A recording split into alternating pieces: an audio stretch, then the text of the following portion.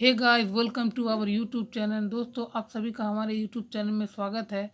दोस्तों, आज का क्लास काफ़ी इम्पोर्टेंट होने वाला है। जिन लोगों का भी आईसीआर टेक्नीशियन एग्ज़ाम है, जिसमें कि उसमें साइंस के 25 क्वेश्चन आते हैं, तो आपको इस क्लास से ज़रूर क्वेश्चन देखने को मिलेगा और ये क्वेश्चन जो है मोस्ट एक्सपेक्टेड क्वेश्चन होंगे।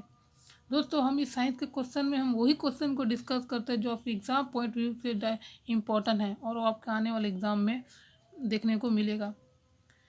दोस्तों, क्लास स्टार्ट करने से पहले आप सबसे एक छोटा रिक्वेस्ट है। अगर आप मेरे चैनल में नए हैं तो प्लीज़ आप सब्सक्राइब कर देना और साथ में इस घंटी बटन को दबा देना।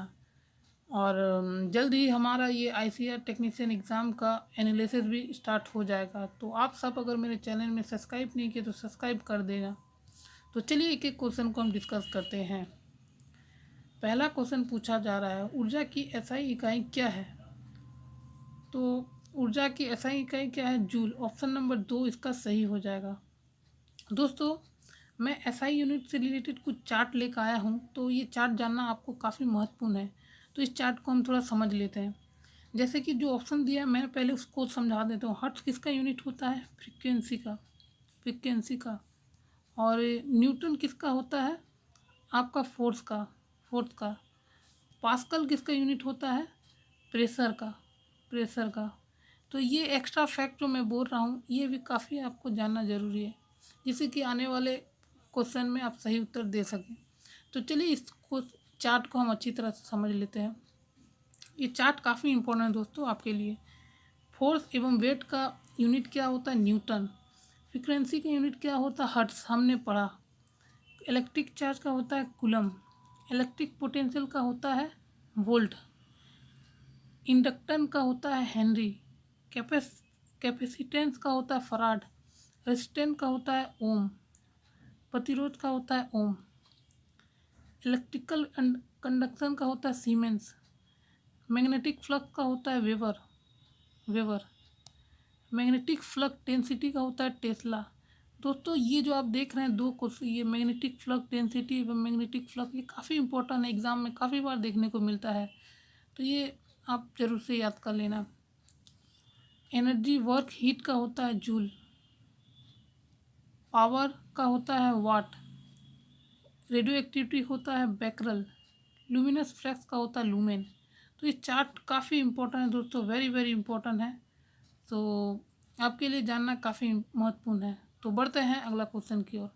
अगला क्वेश्चन पूछा गया है, हर्ट्ज की एसआई मात्रक क्या है? हमने पढ़ा था हर्ट्ज का एसआई मात्रक। तो इसका सही उत्तर हो जाएगा ऑप्शन नंबर 3, आवृत्ति। फ्रीक्वेंसी होता है। दोस्तों, आपसे एक क्वेश्चन और बन सकता है, हमारे कितने तरह के फंडामेंटल यूनिट है? तो हमारे पास 7 फंडामेंटल यूनिट है। हम जानते, तो चलिए इस फंडामेंटल यूनिट के बारे में हम थोड़ा डिटेल में चर्चा करते हैं। ये चार्ट भी काफ़ी महत्वपूर्ण दोस्तों। मास का किस में हम यूनिट है? मास का किलोग्राम। लेंथ को हम किस में मेजरमेंट करते हैं? मीटर में। टाइम को किस में मेजरमेंट करते हैं? सेकेंड में। टेम्परेचर को किस में नापते हैं? केल्विन में। इलेक्ट्रिक करंट को किसमें नापते हैं? एम्पेयर में। ल्यूमिनस इंटेंसिटी किसमें नापता है? कैंडेला में।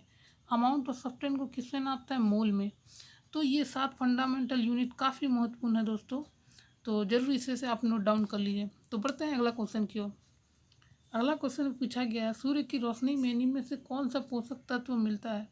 जो सन के द्वारा जो रोशनी आता है, तो इसमें हम लोग कौन सा पोषक तत्व मतलब न्यूट्रिशन मिलता है? तो इसमें हमें विटामिन डी मिलता है। दोस्तों, विटामिन डी को सनशाइन विटामिन भी कहते हैं। आपसे इसका केमिकल नाम पूछा जाएगा तो बोल देना कैल्सीफिरॉल। तो आइए हम जानते हैं कुछ महत्वपूर्ण विटामिन के बारे में, जो एग्ज़ाम में ज़रूर पूछा जाएगा। विटामिन ए को बोला जाता है रेटिनॉल, और इसका प्रचुर मात्रा में आपको कैरेट में मिलता है, कैरेट यानी गाजर में। Vitamin B3 niacin. Vitamin B7 biotin. Vitamin B9 folic acid. Vitamin B12 cobalamin. दोस्तों, विटामिन B12 के कमी से एक रोग होता है अनीमिया। ये भी काफ़ी बार एग्ज़ाम में पूछा जाता है, तो आप बता देना। विटामिन सी को बोला जाता है स्कॉर्बिक एसिड। विटामिन ई को बोला जाता है टोकोफेरोल। विटामिन के को बोला जाता है फाइलोकुलिन। तो दोस्तों एक क्वेश्चन और बनता है, विटामिन के की कमी से क्या नहीं होता है? तो ब्लड क्लॉटिंग, रक्त का थक्का नहीं जमता है, ब्लड क्लॉटिंग। तो ये चार्ट भी काफ़ी महत्वपूर्ण है दोस्तों। तो चलो बढ़ते हैं अगला क्वेश्चन की ओर। अगला क्वेश्चन में पूछा गया है, विटामिन सी को किस रूप से जाना जाता है? हमने पढ़ा था विटामिन सी को हम जानते हैं एस्कॉर्बिक एसिड, इसका रासायनिक नाम है एस्कॉर्बिक एसिड। टार्टिक एसिड आपका ये खट्टे फलों में मिलता है, जैसे ग्राफ्स में आपका मिलता है। मैलिक एसिड की हम बात करें तो ये एप्पल में मिलता है, एप्पल में। एसिटिक एसिड की हम बात करें तो ये सिरका यानी विनेगर में मिलता है, विनेगर। काफ़ी इंपॉर्टेंट क्वेश्चन है दोस्तों। बढ़ते हैं अगला क्वेश्चन की ओर। अगला क्वेश्चन में पूछा गया है, गाजर में निम्नलिखित कौन सा तत्व समृद्ध रूप से मिलता है? तो गाजर में हमें विटामिन ए मिलता है। और विटामिन ए की कमी से कौन सी बीमारी होता है? नाइट ब्लाइंडनेस, नाइट ब्लाइंडनेस, रतौंधी बोलते हैं। अनुवांशिक की मूल संरचना और कार्यात्मक इकाई क्या है? तो इसका सही उत्तर हो जाएगा जीन, जीन। बढ़ते हैं अगला क्वेश्चन की ओर। अगला क्वेश्चन में पूछा गया है, कोशिका के मस्तिष्क के रूप में किसे जाना जाता है? तो इसका सही जवाब हो जाएगा केंद्रक यानी न्यूक्लियस। और देख सकते हैं आप, ये मैं सेल का चित्र लाया हूँ, इसमें पूरा मेंशन किया हुआ है, न्यूक्लियस यहाँ होता है और बाकी इसके बाहर में आपका सेल वॉल मौजूद होता है। इसी में सारा कुछ होता है, cytoplasm, nucleus, endoplasmic, reticulum, plasma membrane, cytoplasm, centrosome, vacuole, तो ये मौजूद होता है। दोस्तों माइक्रोकॉन्ड्रिया को एक रूप से जाना जाता है power house of cell, power house of cell. तो इस क्वेश्चन का सही उत्तर हो जाएगा आपका ऑप्शन नंबर 1 केंद्रक। बढ़ते हैं अगला क्वेश्चन की ओर। अगला क्वेश्चन पूछा गया, एक मानव महिला के रोगाणु कोशिका में गुणसूत्र की संख्या कितना होता है? तो ह्यूमन में क्रोमोसोम की संख्या कितना होता है? तो ये आपका 23 जोड़ी होता है। ऑप्शन नंबर 3 सही हो जाएगा। अगर आपसे पेयर में पूछे तो 46 यानी 46। अब मेल में XY होता है और फीमेल में XX होता है। तो सिंगल में होता है 23 और पेयर में पूछे तो आपका 46 पेयर होता है। काफ़ी इम्पोर्टेंट है दोस्तों।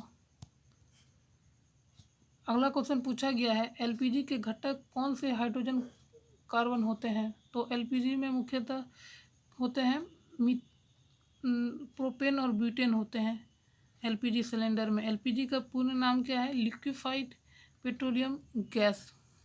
वेरी वेरी इंपॉर्टेंट दोस्तों।